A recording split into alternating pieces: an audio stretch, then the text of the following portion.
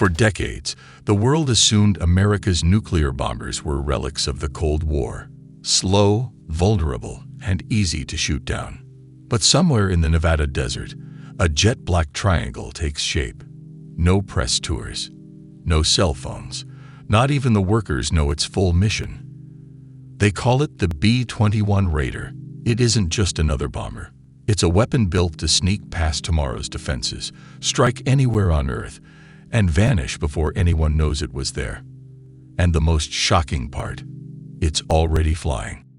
Since 1955, the United States has relied on the B-52 Stratofortress, a giant 8-engine bomber older than most of its pilots. In the 1990s, the B-2 Spirit introduced stealth, but only 21 were built. Too expensive, too political. Many believe that satellites, cruise missiles, and drones had replaced bombers. Why risk sending pilots over enemy airspace? But in 2010, a classified Pentagon review reached a different conclusion. Without a new long-range stealth bomber, the U.S. nuclear deterrent would collapse. That review launched the Long-Range Strike Bomber program, a race to build a ghost aircraft for the 21st century. The winner, Northrop Grumman, the same company behind the B-2.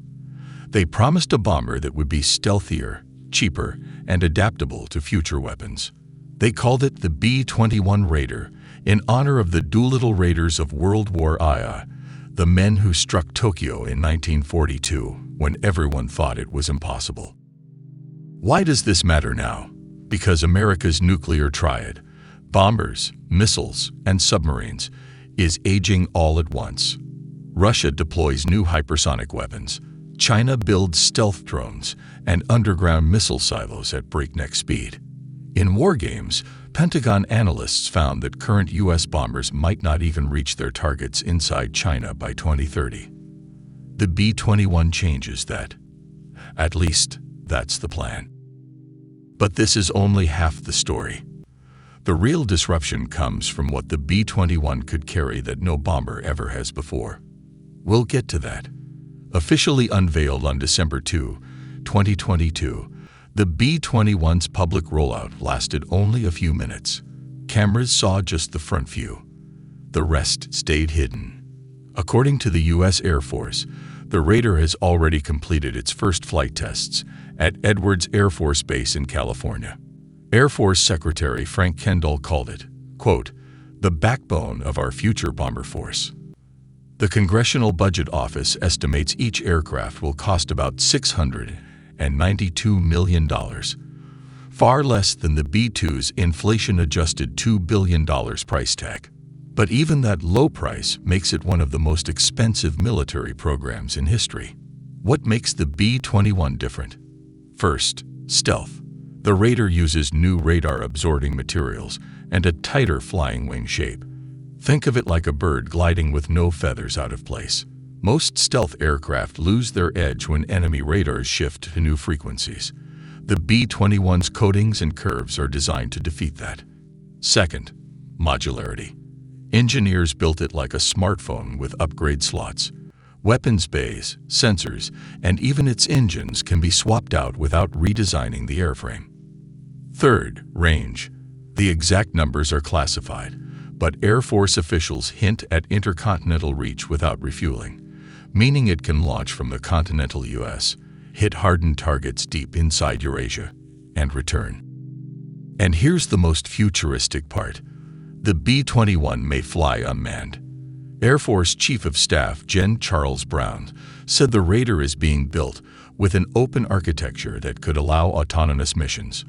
Imagine a bomber that can decide its own evasive route, jam enemy sensors, and deliver its payload with no pilot at risk.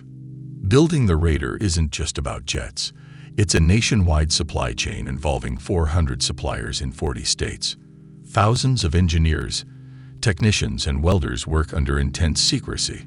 The Air Force plans to buy at least 100 B-21s, possibly more. That's triple the number of P-2s. At nearly $700 million apiece, the program could top $70 billion. And that's before maintenance, upgrades, or new weapons. For Northrop Grumman, it's a jackpot. For rival Boeing, which lost the bid, it's a blow. And for taxpayers, it's a gamble. If the Raider's stealth doesn't work against future radars, the entire strategy collapses, and so does the investment. So what happens if the B-21 succeeds? It restores the U.S. bomber leg of the nuclear triad, letting Washington threaten any hardened site on Earth without relying solely on missiles or submarines.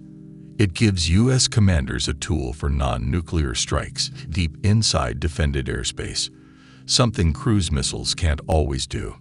And it signals to rivals that even hypersonic weapons and dense air defenses aren't enough.